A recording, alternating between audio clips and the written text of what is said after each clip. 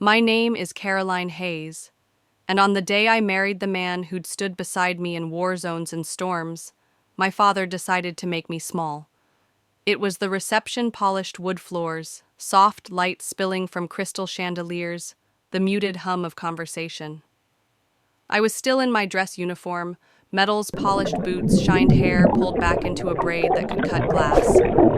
My husband Mark stood just a few feet away, speaking with another officer. That's when my father's voice cut through the air like a blade. "Don't mind her," he said loud enough to hush the clinking of silverware. "She's just military scrap." The room went still. Even the quartet in the corner faltered mid-note. I felt the heat rise up my neck, that familiar burn of humiliation I'd spent my whole life trying to outrun. Before I could react, Mark stepped forward. Calm, controlled. A soldier's posture, but his eyes locked on my father's. "Sir," he said clearly, so there was no mistaking the words that "scrap" is my commanding officer. It was like the air itself stiffened. My father's wine hit the front of his shirt as he choked on the drink. The old friends flanking him glanced away, unsure of where to rest their gaze. The silence was thick, charged, almost defiant in its weight. I didn't cry. I didn't flinch. Because that wasn't the moment I broke, no. It was the moment I realized the war between us had been waged long before this wedding. Long before the uniform, even. You see, families don't always fracture in loud cinematic explosions. Sometimes they unravel in slow, deliberate silences.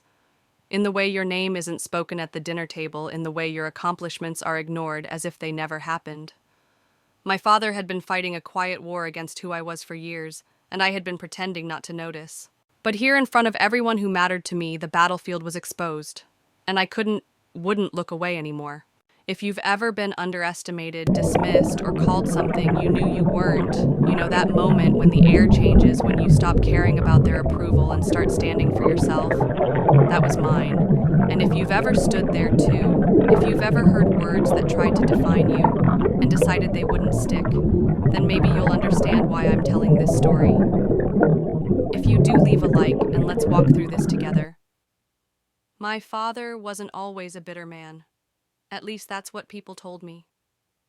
By the time I was old enough to remember him clearly, he was already more soldier than parent.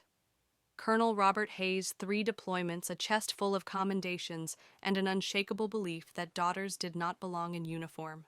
He would shake the hands of strangers in fatigues before acknowledging me in the same room. He never called me sweetheart. I was the girl, as if my name didn't matter, as if I was just a placeholder in his life until a son arrived. When I was younger, I used to try to slip into his world. I'd sit quietly at the edge of the living room while he told war stories to his old unit buddies, memorizing the cadence of his voice and the way he laughed at details only they understood. I learned the names of every man in his platoon before I could drive. I even polished his boots on Sunday mornings, hoping he'd notice my work the way he noticed theirs. But he never did. My mother Ellen was the buffer between us. She was a high school English teacher with a gentle voice and an unwavering belief in me. When he walked out of a room, she'd lean in and whisper, "You've got more grit in your little finger than half those men in their boots." She meant it too. She smelled like lavender and old books. When she was alive, our home had warmth, even if it was tempered by his rules. Shoes lined up perfectly by the doorbeds, made so tight you could bounce a quarter on them, dinner precisely at 1800 hours. But when cancer took her, it was like someone switched the house to a colder setting. The love didn't just fade, it was replaced with regulation. Suddenly there were no soft goodnights, no lingering chats over the kitchen table, just orders. Straighten your shoulders, speak up, don't slouch like a civilian. It was as if I had been drafted into his private army without my consent, yet I was never given a real role to play. My brothers, both younger, were the boys, the future soldiers he could mold. Me, I was an accessory. The truth is, my father didn't raise children. He trained subordinates, and I wasn't even in the chain of command. By the time I was 14, I could press a uniform sharper than any dry cleaner in town. At 15, I knew the Army values backward and forward, not because he taught me, but because I read them in one of his old manuals. I thought if I could learn his world, maybe I could earn a place in it. But I learned something else instead. No matter how hard I tried, I would never be the soldier he respected, not because of my ability, but because of who I was. That realization didn't come in a single dramatic moment. It was gradual, like water wearing down stone. Each ignored report card. Each time he praised my brothers for passing a basic fitness test, but said nothing when I won first place in a statewide competition. Each time he handed them souvenirs from his deployments while I got refrigerator magnets. By the time I was 16, the gap between us felt like an ocean. He stood on one shore, waving the flag of tradition, and I was on the other, staring at maps of a world I wanted to enter, one he didn't think I belonged in. Still, there was a stubborn ember inside me. If I couldn't be the son he wanted, maybe I could be the soldier he couldn't ignore. That thought would become the fuel for everything that came next. And that's the thing about being underestimated, it plants something in you. A quiet defiance. A need to prove, not just to them, but to yourself, that you are exactly who you say you are. Even if it means walking alone. I didn't know it then, but every cold glance, every withheld word, every deliberate omission was forging me into someone who could withstand far more than his disapproval. I was becoming someone who didn't need his permission to exist in the world I chose. That someone was about to face her first real test. And it would start with a decision that my father would dismiss in the cruelest way possible, one that would define the next decade of my life. When my mother passed, I thought the hardest days were over. I was wrong. Her absence didn't just leave a hole in our lives, it created a vacuum my father filled with discipline and silence. The house transformed into something closer to a barracks than a home. We woke at 600 whether it was a school day or not. Beds had to be made to inspection standards, shoes lined up at a perfect 90-degree angle by the front door. The television was shut off at exactly 1900 hours. Meals were eaten in silence unless my father had something to say, which was usually an order, not a conversation. The living room didn't have family photos anymore. He replaced them with framed commendations medals and flags folded so precisely they could have been measured by a ruler. I remember standing in the doorway staring at the wall and realizing there wasn't a single picture of my mother or me in sight. It was clear my father wasn't interested in raising a daughter. He was training soldiers. And since I didn't fit his idea of one, I was left on the fringes. My brothers, on the other hand, had the full benefit of his attention. He'd take them to the range on weekends, quiz them on military history at dinner, and brag to neighbors about their potential. For me, the only acknowledgement came in the form of corrections. Don't shuffle your feet. Stop mumbling. Stand up straight like a soldier. I learned to navigate around him the way you might avoid a landmine, carefully, deliberately. I knew which rooms creaked, which questions would make his jaw tighten, and which moments were best met with silence. But there was one place I found refuge, the old maps he kept rolled up in the study. I'd unroll them late at night, tracing the contours of military bases and training grounds. West Point fascinated me. I studied its layout like scripture, memorizing parade fields, academic halls, and barracks. Not from visits, of course. I'd never set foot there. But I knew every inch from those maps hidden under my mattress. By the time I was 15, I had a plan. I started training on my own running before dawn, doing push-ups and sit-ups until my arms shook, studying military strategy in between school assignments. I didn't tell my father. I wanted to walk into that conversation with more than just ambition. When I finally told him, I expected not support, but maybe curiosity, maybe a question. Instead, he let out a short, sharp laugh. Not amused, dismissive. Then he stood up, walked out of the room, and left his dinner half-eaten. That was his way of saying no without actually saying it. It wasn't the first time he'd ignored something important to me, but this one cut deeper. It wasn't just a rejection of an idea, it was a rejection of me, of what I wanted my life to be. Still, I applied. I poured myself into the process essays, recommendations, fitness scores. I didn't ask for his help. I didn't even tell him when I submitted the application. When the acceptance letter came, I left it on the kitchen counter next to his coffee mug. He never mentioned it. 3 months later, he drove me to the bus station, not to West Point, but to a Greyhound station. He opened the trunk, set my bags down, and handed me a folded envelope. Inside was a $500 check and a typed note. You'll need boots. Don't embarrass yourself. No signature. No goodbye. He didn't wait for the bus to leave, just turned, walked to his car, and drove away. That was the day I stopped trying to win him over. But it was also the day I started watching him differently, not as a father I needed approval from, but as a man I would one day prove wrong simply by existing as myself. I didn't know then that this vow, quiet as it was, would shape every choice I made from that point forward. I would learn to lead without his guidance, to endure without his praise, and to succeed without his permission. And in the years ahead, I would come to understand something even more important. The absence of recognition can be as powerful a motivator as the presence of support. What I didn't expect was how that silent war between us would follow me into every success, every deployment, and even years later, into the most personal day of my life. The first semester at West Point was a shock to the system, but not in the way people think.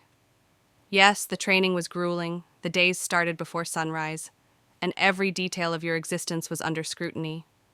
But I'd been living under that kind of regimen for years. The real adjustment was being surrounded by people who wanted to be there, who looked at the uniform with pride instead of contempt. For the first time, my worth wasn't judged by my last name or my gender, it was measured by what I could do. Could I run the mile in under the standard? Could I keep my voice steady when issuing commands? Could I push through when the weight on my back felt heavier than my own body? At first, I was average, tired, quiet. I didn't have the natural bravado of some of my classmates, and I wasn't the loudest voice in the room. But I was steady. I learned quickly. I picked up on the unspoken rules of leadership, how to give an order without barking, how to correct without humiliating, how to stand my ground without needing to prove I belonged in every breath I took. Every night, while some cadets called home for comfort, I stayed silent. There was no one to call. The last time I'd tried leaving a message for my father, his voicemail box was full. My brothers didn't check in either, so I poured everything into the Army and into myself. I started taking on tasks no one else wanted, planning routes for training exercises, checking gear lists twice, volunteering for the night watch shift when others wanted to rest. It wasn't about earning a medal or recognition. It was about making sure nothing and no one fell through the cracks. When commissioning day came, families stood on the parade grounds, pinning bars onto their cadets' uniforms. I pinned my own. No one asked why I was alone. Maybe they could tell it wasn't a new story. By then, I had made peace with the idea that my father would never be there to see me succeed. That peace didn't make it easier, but it kept me focused. My first assignment was with a logistics unit in Colorado. It wasn't glamorous, no frontline firefights, no dramatic rescues. But it mattered. Supplies mattered. Routes mattered. The quiet, often invisible work of keeping the machine running mattered. The first time I was underestimated there, it almost cost us dearly. A new lieutenant dropped a folder on my desk, deployment readiness plans. He barely looked at me when he said, "You're good with paperwork, right?" That paperwork was riddled with holes, missing supply chains, incomplete route maps, no contingency plans for weather. If we had gone with it, a convoy would have been stranded in a snowstorm in the mountains. I rebuilt the plan overnight, flagged every issue, and presented a working model by morning. After that, they stopped calling it paperwork. They started calling it Hayes's war plan. But the lesson stuck with me: the moment you let someone's low expectations define you, you're done. So I didn't let them. I held the line even when no one was watching. Over the years, I moved from lieutenant to captain, then into command positions. My father never acknowledged any of it. When I mailed him a photo after a promotion, it went unanswered. When I published a piece in Army Times about leadership in support roles, all I got was a 10-second voicemail. "So you're doing interviews now? Be careful." No congratulations, no acknowledgement, just the same distance, the same refusal to see me as a soldier in my own right. That kind of silence changes you, not into something weaker, but into something sharper. You learn to move without waiting for applause. You learn to lead because the mission demands it, not because you expect a pat on the back. And maybe most importantly, you learn to stop giving your power away to the people who refuse to see you. I didn't know it then, but this mindset, this armor I'd built over years, would be tested in ways I couldn't imagine. And the man who had shaped so much of it, he'd find himself standing in the same room with me, again, years later, on a day when all the quiet battles between us would erupt into something no one could ignore. By the time I hit my 10th year in the Army, I'd led convoys through deserts that could melt a man's resolve, negotiated supply drops in cities where the air itself felt hostile, and trained officers who would go on to outrank me. But at home, if you could even call it that, my father's silence still loomed like a shadow I couldn't quite shake. It wasn't that I wanted his approval anymore. Somewhere along the line, I'd stopped expecting it. But there's a difference between not needing something and being completely immune to its absence. Every promotion, every mission accomplished, I felt the echo of him not being there. When my second deployment to Afghanistan wrapped, I came home with a commendation for coordinating a humanitarian supply line under impossible conditions. I sent the notice to my father not out of hope, but out of habit. It came back unopened, the envelope still sealed. That was the moment it hit me fully. He wasn't going to change. Not for me, not for anyone. So I changed the rules of engagement. If he wouldn't recognize my worth, then I'd stop framing my victories as something for him to witness. They'd be mine, and mine alone. But here's the thing, when you finally decide you're done chasing someone's approval, it's like taking a deep breath after years underwater. You stop performing for an audience that never claps. You start living for yourself. And if you've ever made that shift, you know it changes everything. If you've ever had to choose between chasing their recognition and claiming your own life, I want to hear it. Share it in the comments. That decision to disengage didn't make my father irrelevant. It just made him a fixed point in my story, not the destination. I threw myself into my work with a clarity I hadn't had before. In South Korea, I overhauled an outdated logistics chain that had been causing supply delays for months. In Poland, I coordinated winter operations that kept entire units from freezing through mismanaged gear distribution. None of it made headlines. It didn't have to. The people who mattered knew, and that was enough. My reputation grew in ways I didn't plan for. Commanders began requesting me by name for complex operations. Junior officers sought me out for mentorship, and I took that responsibility seriously. I taught them what no one had taught me, that leadership isn't about rank or volume. It's about precision, consistency, and the quiet kind of courage that doesn't need to announce itself. Still, the ghosts of my father's words followed me into every briefing room. Not a real soldier, not in a skirt. I stopped wearing skirts entirely. It wasn't rebellion, it was control. If he couldn't use that against me, he'd have to find something else. By the time I met Mark, I'd built a life that was fully mine. He came into the picture not as someone to save me, but as someone who recognized the ground I stood on and respected it. We met at Fort Carson during a multi-branch operation briefing. He was intel sharp-eyed, measured, the kind of officer who didn't ask questions just to hear himself talk.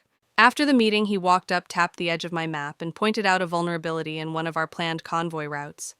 He was right. I adjusted the plan that same afternoon. That was how it began. No sparks, no cinematic music, just two professionals who valued competence over charm. Over the next year, we found ourselves deployed to the same task forces more often than coincidence could explain. By the time our first coffee together happened back stateside, we already knew each other's rhythms in the field. Mark never once treated my rank like an obstacle. He didn't try to soften the soldier out of me. And in a world where I'd been told all my life that I was too much for someone to handle, that mattered more than I could say. When he proposed quietly in a place that meant something to both of us, it felt less like a grand turning point and more like the next step in a mission we were already on together. What I didn't know was how that mission would collide head-on with the one part of my life I'd never fully diffused: my father. Mark proposed on a cold, wind-cut afternoon in Arlington National Cemetery. We'd just attended the funeral of a fellow officer, a man we'd both served with overseas. The air smelled faintly of gunpowder from the 21-gun salute. Mark didn't make a speech. He just stopped in front of a stone bench, pulled out a ring, and said, "I know you don't need anyone, but I'd be honored to serve beside you in whatever comes next." I didn't cry. I nodded, slid the ring on my finger, and told him, "Then let's start the next mission." It was that simple and that certain. We agreed on a small wedding, no frills, no endless guest lists. Military chapel dress uniform for me, blue suit for him. I debated for weeks about inviting my father.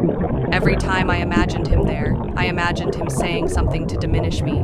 But there was still this stubborn corner of my heart that wondered maybe, just maybe, he could show up and keep his mouth shut. Silence would have been enough. I sent the invitation.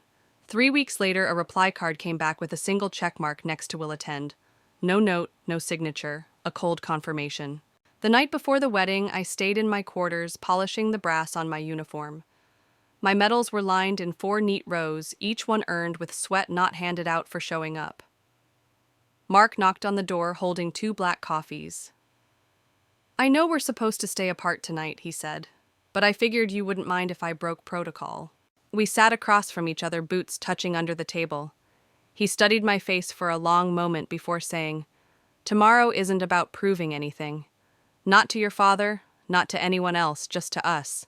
I know, I told him. He tilted his head. Do you believe it? I didn't answer right away. Sometimes my silence is armor, sometimes it's weight. He knew the difference.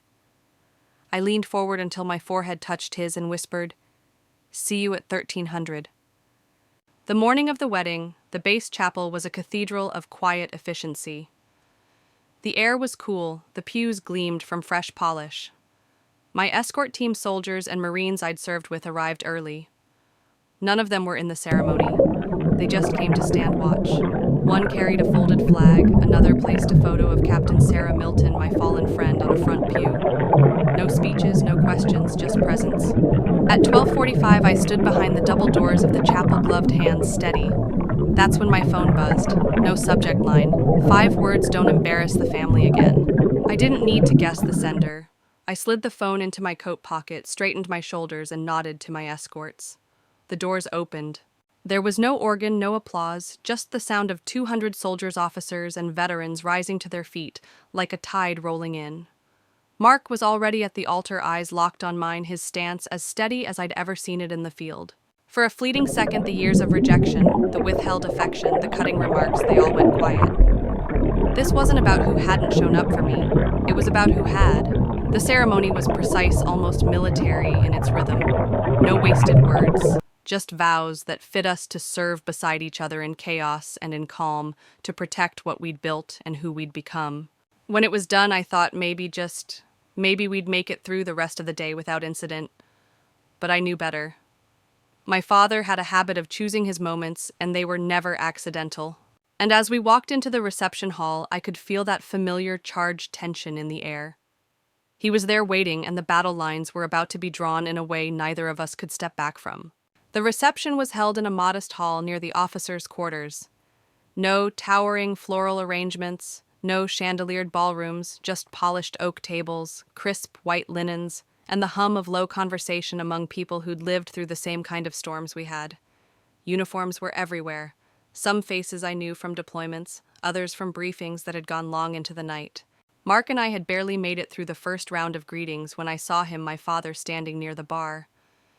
His dress blues were immaculate metals gleaming under the warm light. Around him clustered a handful of men I vaguely recognized from his Gulf War unit. He didn't look at me, didn't nod, didn't even raise his glass in acknowledgement. Instead, his eyes swept the room like he was inspecting a formation looking for something to correct. I told myself to focus on the people who were here for the right reasons, to enjoy the rare sight of my friends smiling without the weight of a mission looming over them. But as I passed within earshot, his voice cut through again, this time, aimed like a sniper round. "Don't mind her," he told his group, his tone dripping with condescension. "She's just military scrap." There it was. The same contempt he'd wrapped every interaction with for years, now delivered in front of my husband, my friends, my peers. The men around him chuckled, not because it was funny, but because that's what you do when a man like him expects it. I froze, my fingers tightening around the stem of my glass until I thought it might snap. I didn't turn. I didn't give him the satisfaction of seeing my reaction. But Mark had heard every word. He stepped forward, calm but deliberate, until he was standing directly in front of my father. His voice carried across the room, low and steady, but sharp enough to slice through the conversations around us. "Sir," he said, meeting my father's eyes without flinching, "that scrap is my commanding officer."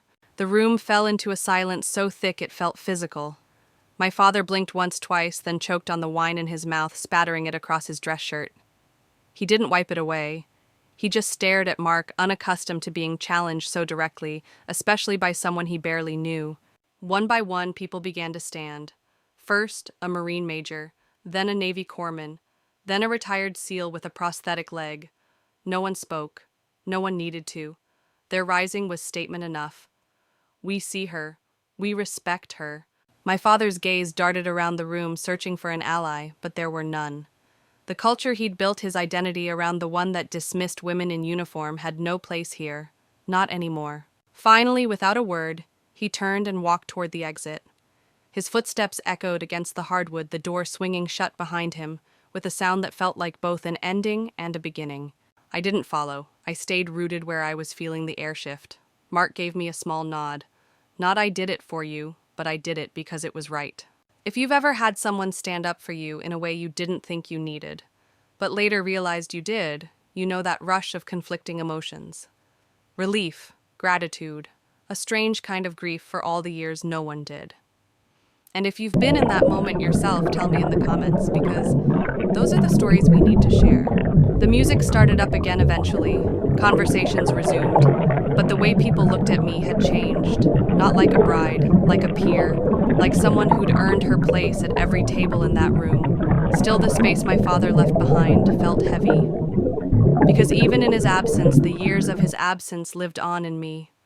And though I didn't know it yet, his shadow wasn't gone. It was waiting just outside the door to reappear in a form I never expected.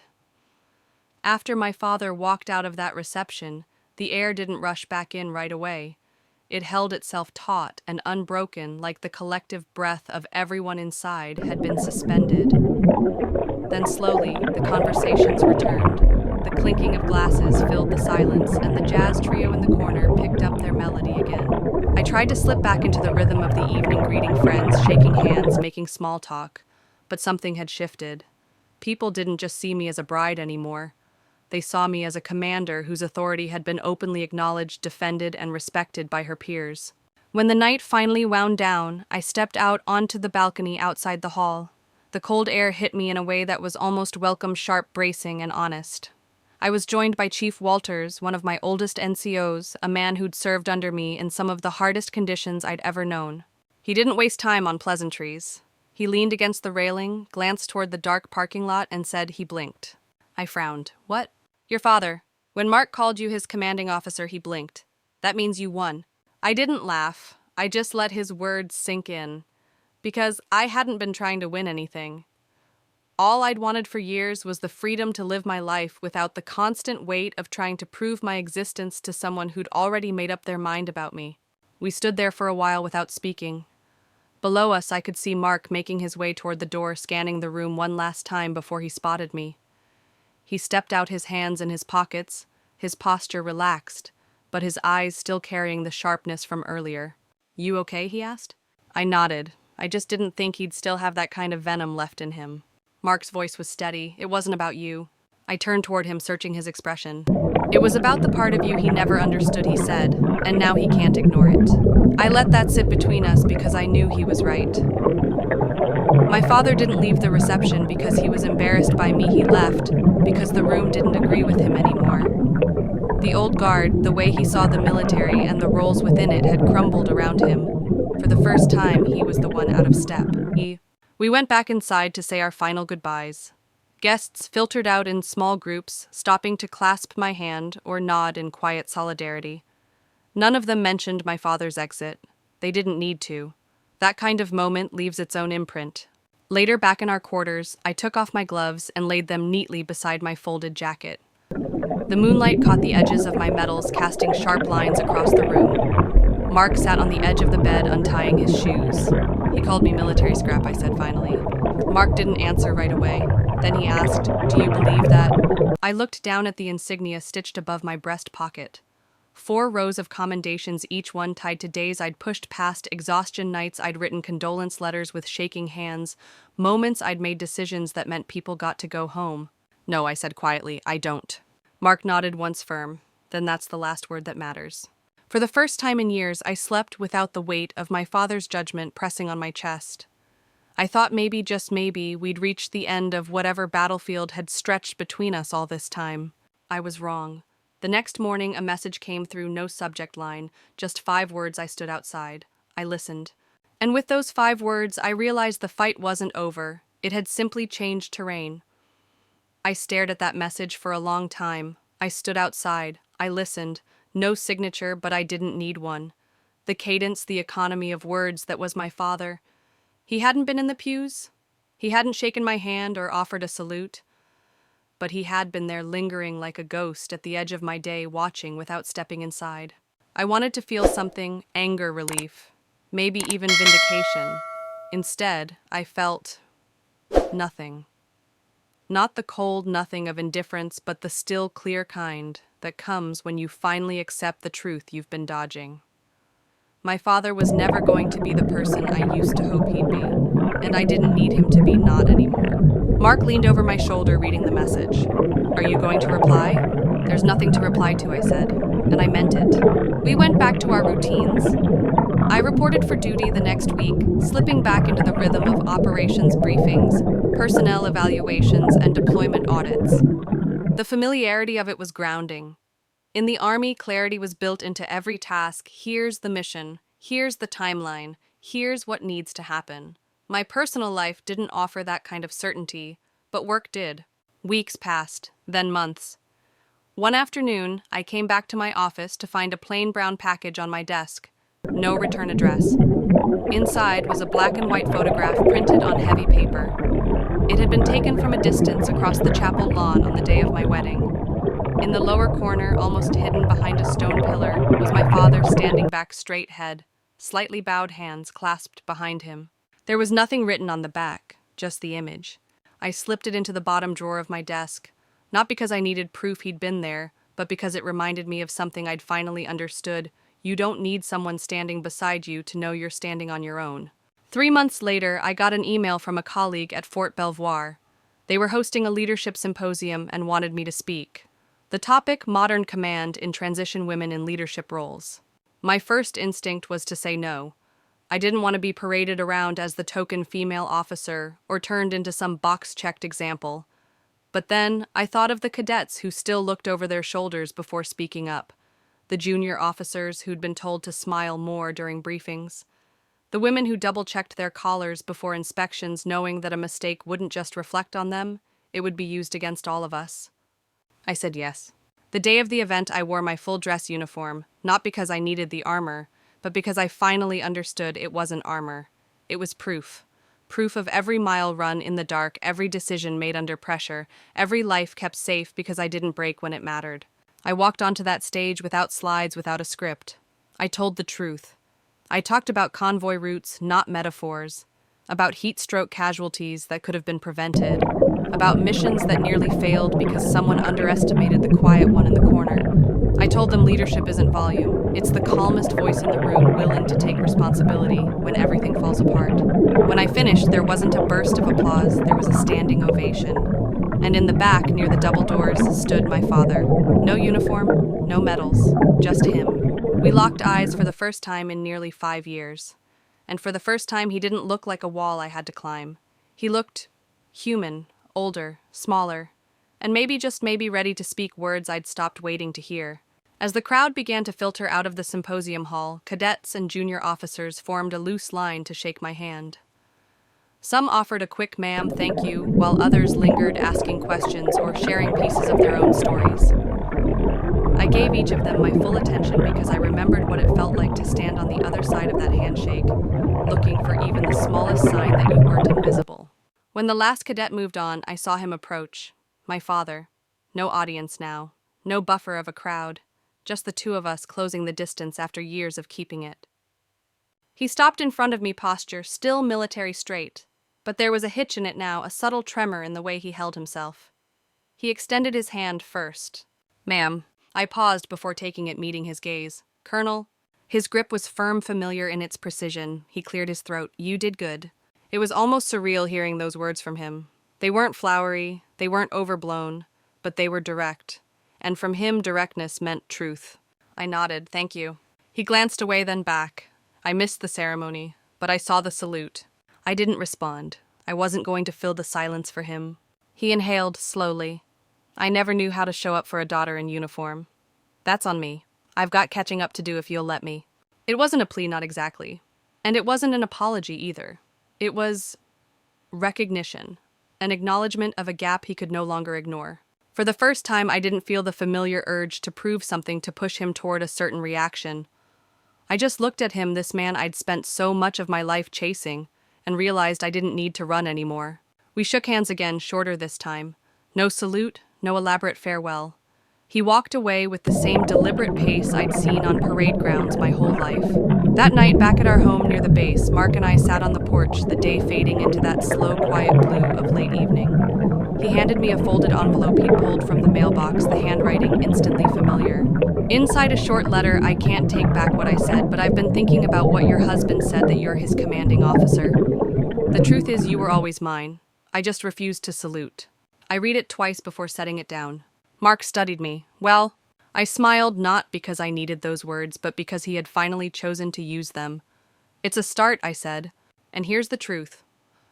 Sometimes the vindication you've imagined for years doesn't come as a grand scene or a cinematic apology.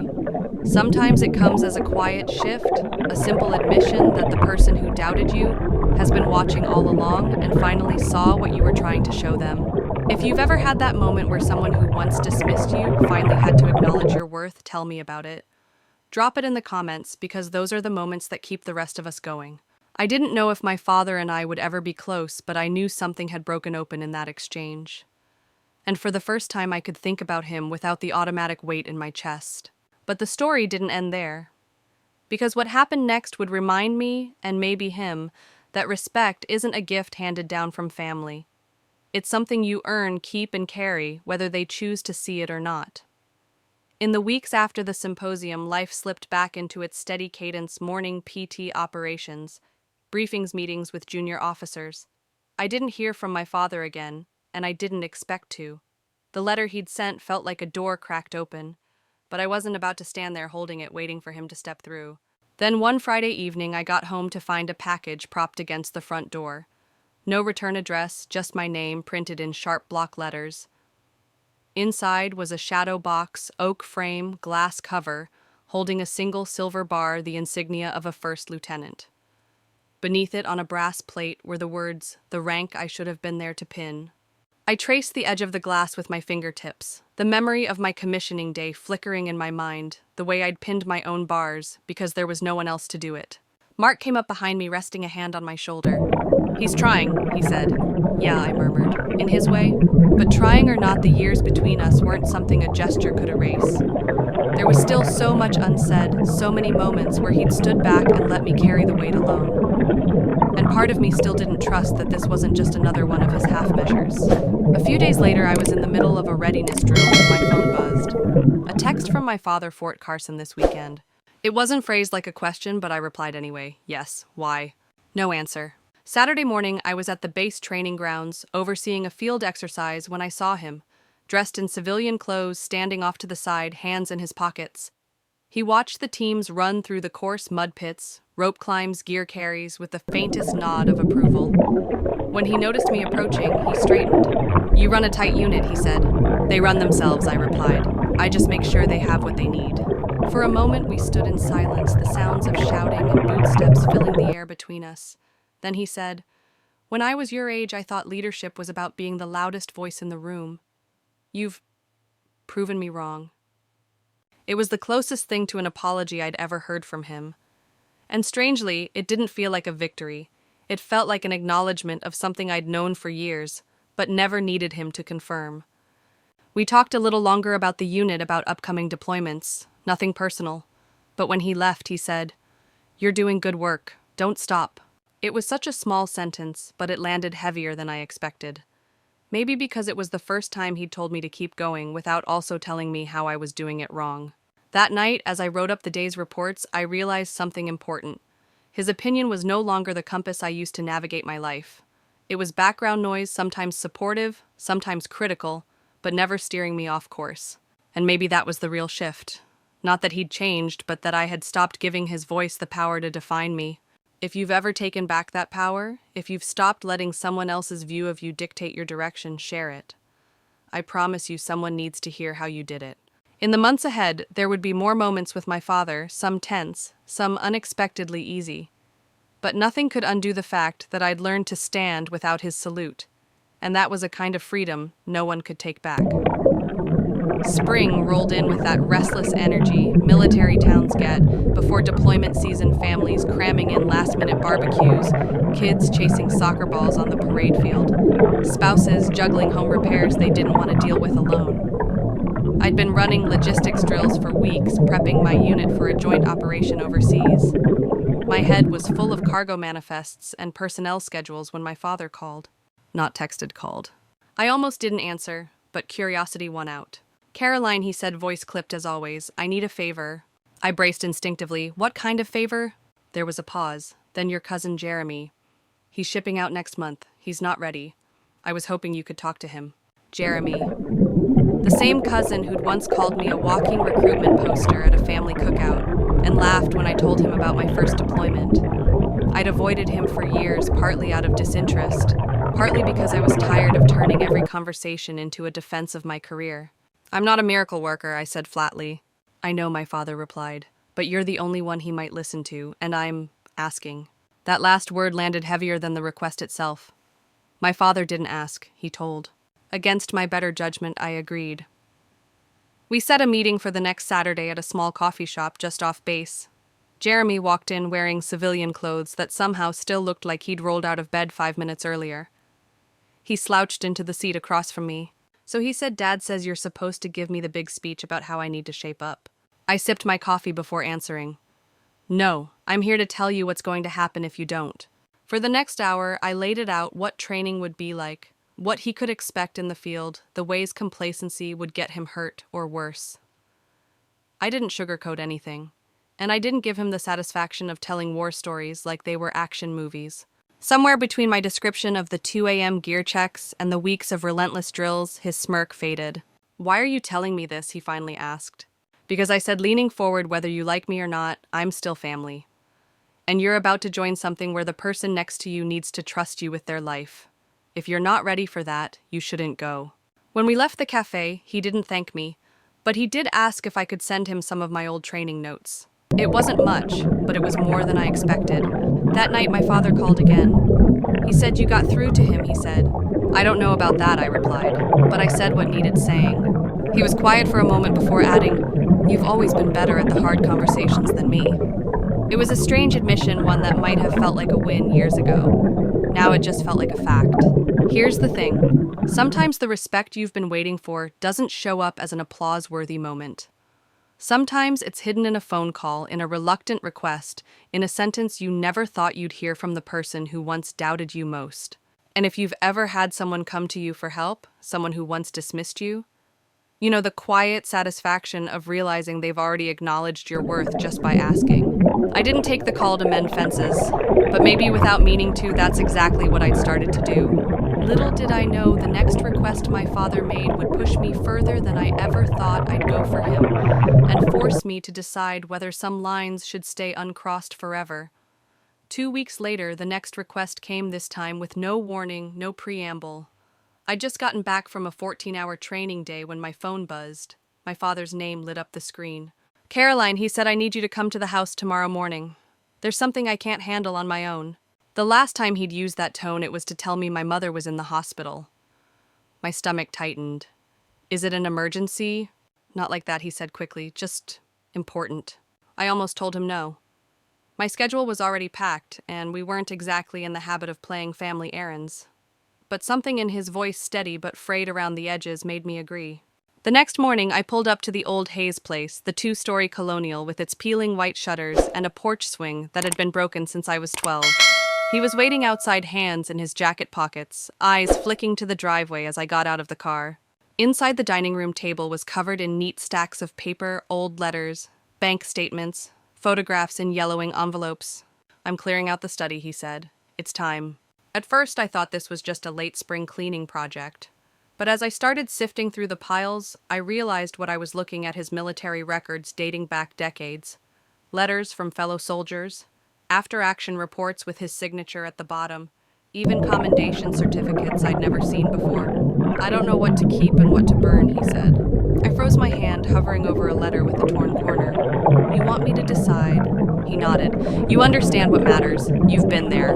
We worked in silence for hours, sorting the pieces of his life into 2 boxes, save and let go. Every so often he'd tell a story about the man in the photo, the mission behind the medal, the mistake that haunted him more than the injury he'd brought home. It was strange. For years, my father had treated my service like an unwelcome shadow of his own. But now, in this room that smelled faintly of old paper and dust, He was inviting me to see him as a soldier, not just a father. At one point, I found a faded photo of him in uniform standing next to a much younger version of my mother. He caught me staring at it. She used to wait at the kitchen table for me to come home, he said quietly. Every night, I didn't always make it easy for her. Something about the way he said it without excuses made me pause. I slipped the photo into the save box. By late afternoon, we had whittled the stacks down to just a few boxes. He closed the let go one and pushed it aside. I couldn't have done this without you, he admitted. I wanted to tell him that for most of my life I would have given anything to hear those words. But now I didn't need them as much as he needed to say them. Here's what I learned that day. Sometimes reconciliation doesn't happen through apologies or big gestures. Sometimes it's built quietly, side by side, sorting through the pieces of a shared history, choosing what to carry forward and what to leave behind. If you've ever had that moment with someone, a moment where the past doesn't vanish but it feels lighter, it's not about forgetting, it's about deciding together what gets to matter now. I left his house that evening with a small box of my own photos and letters he insisted I take. So you'll know where you came from, he said. What he didn't realize was that I already did. But now for the first time I understood where he came from too. And just when I thought we'd reached some fragile peace, life handed us a situation neither of us could control. One that would test whether this new understanding could survive under fire. It happened on a Wednesday in the middle of a week so busy I'd barely been home to see my own kitchen. My unit was knee-deep in prep for an overseas deployment, when I got the call not from my father this time, but from his commanding officer from decades ago. Caroline, the man said, his voice carrying that crisp authority you don't forget.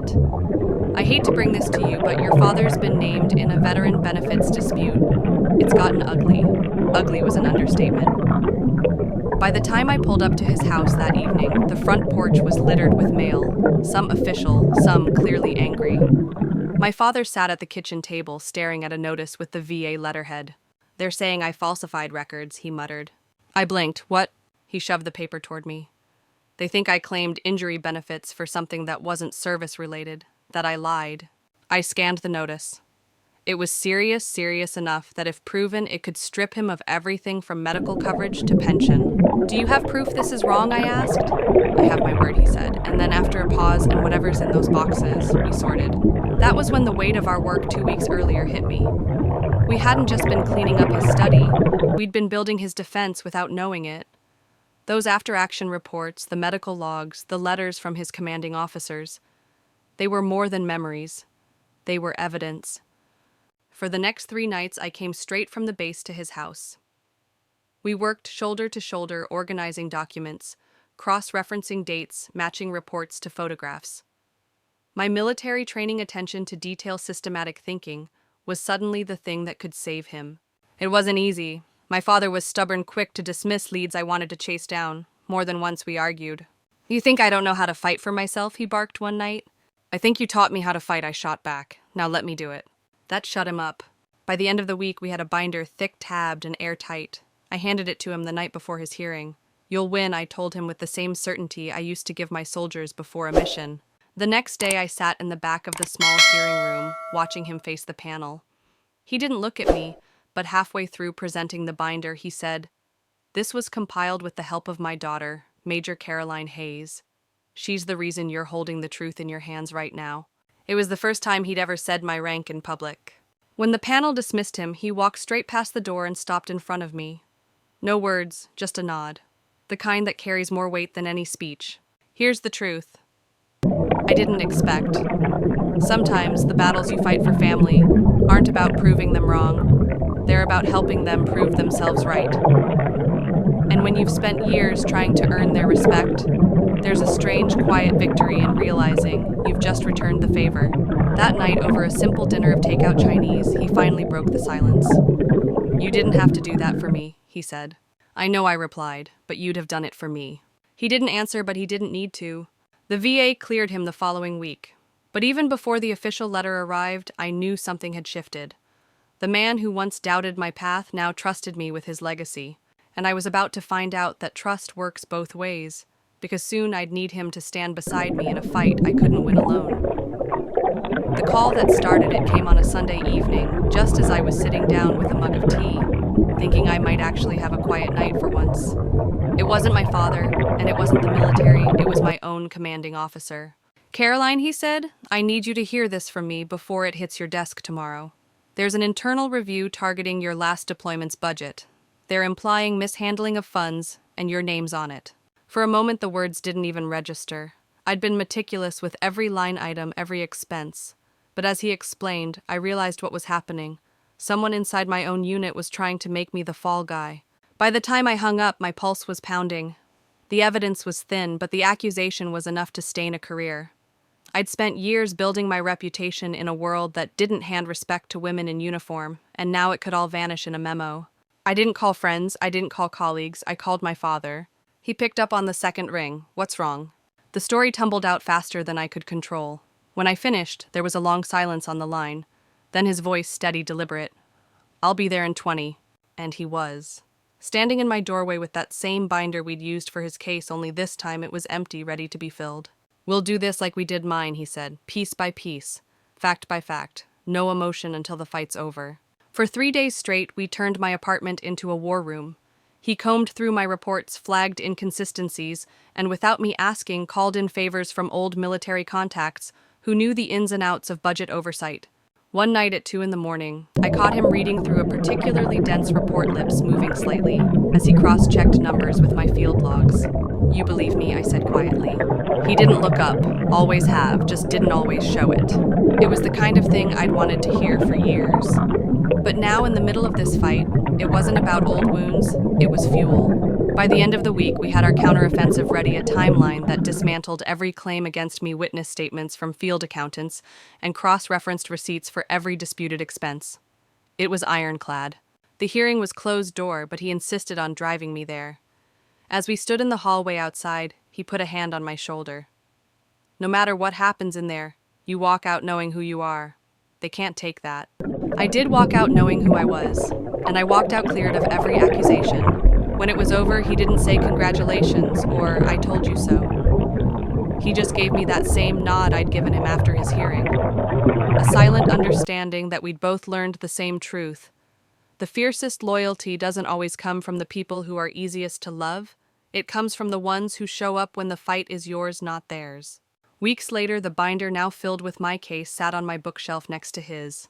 2 battles fought, 2 victories earned, and a bridge rebuilt not through apologies but through shared wars won side by side. If you've made it this far with me, maybe you know the kind of story this really is. It's not just about service or survival. It's about the unexpected ways people can surprise you, especially when you've stopped expecting anything at all.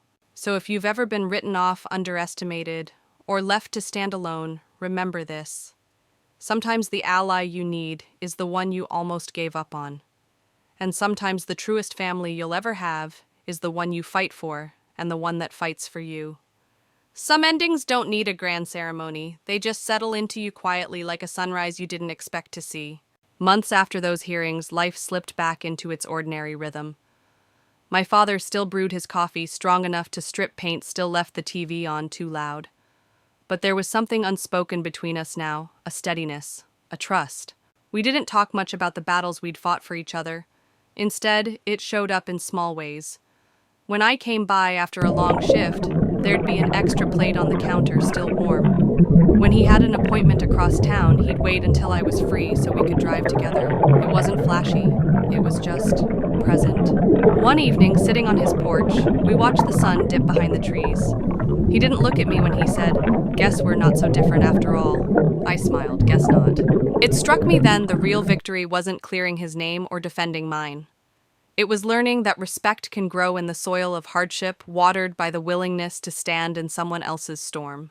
If you've been hurt by people you love, I hope you find this truth: bridges can be rebuilt not always by apologies, but by action, by showing up when it matters most. Because in the end, family isn't defined by perfection. It's defined by who's in the trench with you when the world starts throwing fire. And sometimes the fiercest love is the kind that's fought for.